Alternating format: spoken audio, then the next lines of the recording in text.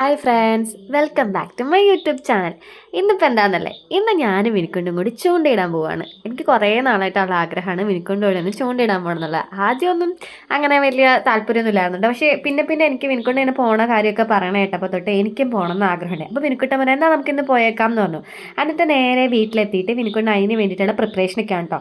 Actually നമുക്ക് ചൂണ്ടയിടാനുള്ള കോലില്ല. അപ്പം ഞാൻ പറഞ്ഞു നമുക്ക് പനയുടെ കോൽ എവിടെയെങ്കിലും നമുക്ക് കണ്ടുപിടിച്ച് വെട്ടിയിട്ട് അതിൽ പോവാം. അപ്പം അതിന് മിനിക്കൊണ്ട് പറഞ്ഞാൽ നമുക്ക് ടങ്കീസും ഇതൊക്കെ കെട്ടാം. അപ്പോൾ എനിക്കറിയില്ല, എനിക്കൊണ്ട് ചൂണ്ടക്കുളത്ത് കെട്ടാൻ നല്ല പ്രൊഫഷണൽ ആയിട്ട് തന്നെ അറിയാം പറയുകയാണെങ്കിൽ. അപ്പോൾ എനിക്കൊണ്ട് തന്നെ കാണിക്കുകയാണ്, ഇത് വീഡിയോ എടുത്തോ, ഇങ്ങനെയാണ് ചൂണ്ടക്കുളത്ത് കെട്ടണേന്നുള്ളത് കാണിച്ചു തരാണ്. എന്നിട്ട് മിനിക്കൂട്ടൻ ചൂണ്ടക്കുളത്ത് കെട്ടി അതിൻ്റെ ഇടയ്ക്ക് ടങ്കീസൊക്കെ ഭയങ്കര കെട്ടി വീണ് കിടക്കണ്ട. ഞാനും ഹെൽപ്പൊക്കെ ചെയ്തു.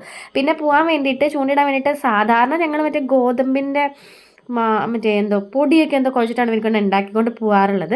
ഇപ്രാവശ്യം എന്തോ മണ്ണിര, നമുക്ക് മണ്ണിരനെ എടുക്കാണ്ട് ഞാൻ പറഞ്ഞു ഞാനത് ചെയ്യില്ല. ഇവർക്കൊണ്ട് ഞാൻ പറഞ്ഞു ചൂണ്ടയിടുകയും വേണം, എന്നാൽ നമുക്ക് കൈ നനയാനും പാടില്ല, അത് വെള്ളം തൊടാതെ മീൻ പിടിക്കുക, അങ്ങനെ എന്തോ ഡയലോഗില്ല. ഇപ്പം എനിക്കതാ ഓർമ്മ വന്നത്. എന്നിട്ട് മിനിക്കൊണ്ടായിട്ട് എല്ലാ കാര്യങ്ങളും ചെയ്തു. അപ്പോൾ ചൂണ്ടക്കുളത്തൊക്കെ കെട്ടി എല്ലാം സെറ്റ് ചെയ്തു. കൊണ്ടുപോകാനുള്ള കാര്യങ്ങളൊക്കെ ഞങ്ങൾ കവറിലാക്കി. റെയിൻ കോട്ടൊക്കെ എടുത്തു, എങ്ങനെ മഴ വരികയാണെങ്കിൽ നനയരുതല്ലോ. അപ്പോൾ അതിന് വേണ്ടി എല്ലാ പ്രിപ്പറേഷൻ. പിന്നെ കോല് വെട്ടാൻ കത്തി വേണ്ടേ, അത് നോക്കി. പോണ വഴിയൊക്കെ നോക്കി, എങ്ങും പനയുടെ കോല ഉണ്ടല്ലോ, ദൈവം പെട്ടോ അതാ നിൽക്കുന്നു വരണം. അങ്ങനെ ഞങ്ങൾക്ക് കിട്ടി. വഴിയിലുള്ള കേട്ടോ. ആദ്യം ഒന്ന് പേടിയുണ്ടായിരുന്നു ആരെങ്കിലും എന്തെങ്കിലും പറയുമെന്നുള്ളത്. അപ്പോൾ ആരുമില്ല. പെട്ടെന്ന് നോക്കിയാൽ ബാക്കിലൊരു കാറുണ്ട്. ഞങ്ങളൊന്ന് പോയിട്ട് വീണ്ടും തിരിച്ചു വന്നിട്ട് എന്നിട്ടാണ്ട് കോല് വെട്ടിക്കൊണ്ടിരിക്കുന്നത്. 2 കോല് വെട്ടിയെടുത്തു, ഒന്ന് എനിക്കും ഒന്ന് മിനിക്കുണ്ട്. ഇതിൻ്റെ ഹൈലൈറ്റ് എന്താണെന്ന് വെച്ചാൽ ഞങ്ങൾ വിചാരിച്ചത് പനയുടെ ചെടിയാണെന്ന്. പക്ഷെ ഇതാരോ വെട്ടിവെച്ച ഒരു പനയുടെ ആ ഒരു കോലിൻ്റെ ബാക്കിയാണ് കേട്ടോ.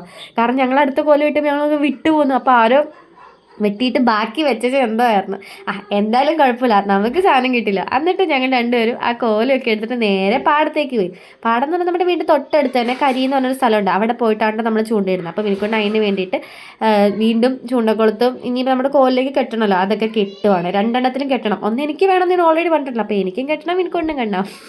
അതിന് എനിക്കൊണ്ട് രണ്ടും കെട്ടി എന്നിട്ട് ചൂണ്ടയിൽ ഇടാൻ വേണ്ടിയിട്ട് അതിന് വേണ്ടിയിട്ടുള്ള ഇതൊക്കെ കോർത്ത് വെച്ചിട്ട് ചൂണ്ടയിട്ടുകൊണ്ടിരിക്കുകയാണ്. ഒന്നും കിട്ടണ്ടായില്ല. കുറച്ച് ഞങ്ങളുടെ കോലവിടെ വെച്ചിട്ട് പിന്നെ അങ്ങ് മാറി നിന്നു കേട്ടോ. പക്ഷേ ആ വെച്ച കോല, അതിപ്പോൾ എനിക്കൊണ്ട് ഇട്ട വെച്ചുകൊണ്ടിരിക്കുന്ന കോലില്ലേ, അത് വെച്ചിട്ട് ഞങ്ങൾ മാറി നിന്നേ. പെട്ടെന്ന് മീൻ കൊത്തി. മീനിട്ട് വലിച്ചിട്ട് പോയിട്ടോ. എനിക്കത് വീഡിയോ എടുക്കാൻ പറ്റില്ല എന്നാണ് പറയുന്നതല്ല കേട്ടോ, സത്യമാണ്. എന്നിട്ട് ഈ മീനിനെ കിട്ടിയത്, ഇതിൻ്റെ പേര് കാരി എന്ന് പറഞ്ഞിട്ട് അത്യാവശ്യം വലിയ മീനായിരുന്നു. ഞങ്ങൾ ഊരിയൊന്നുമില്ല, കാരണം ഇതിൻ്റെ മുള്ള് കുറച്ച് റിസ്ക്കാണ്. അപ്പോൾ അതുകൊണ്ട് എനിക്കൊണ്ട് അതുപോലെ തന്നെ അത് പൊട്ടിച്ചിട്ട് കൂടിലാക്കി വെച്ചു. കാരണം നമുക്കത് റിസ്ക്, അത് പൊട്ടിക്കാൻ ഞങ്ങൾ കഴിക്കത്തില്ല. അപ്പോൾ നിങ്ങളുടെ ഫ്രണ്ടിൻ്റെ വീട്ടിൽ ഞങ്ങൾ കൊടുത്തു. അപ്പോൾ അതിന് വേണ്ടിയിട്ട് വീണ്ടും എന്നിട്ട് ഞങ്ങൾ ഇട്ട് വെക്കാം. ഇനിയും കിട്ടുമെങ്കിൽ കിട്ടട്ടെ എന്നൊക്കെ. ഭയങ്കര പ്രഹസനമായ ചൂണ്ടില്ല, ഒരെണ്ണം കിട്ടില്ല. അപ്പോൾ പിന്നെ എന്തേലും കിട്ടും. നോക്കണതൊക്കെ മീൻ വെട്ടുന്നുണ്ടെന്നൊക്കെ മീൻകുട്ടൻ പറയുന്നുണ്ട്. എനിക്കറിയത്തില്ല, മീൻകുട്ടൻ ഭയങ്കര പ്രൊഫഷണൽ ആണല്ലോ.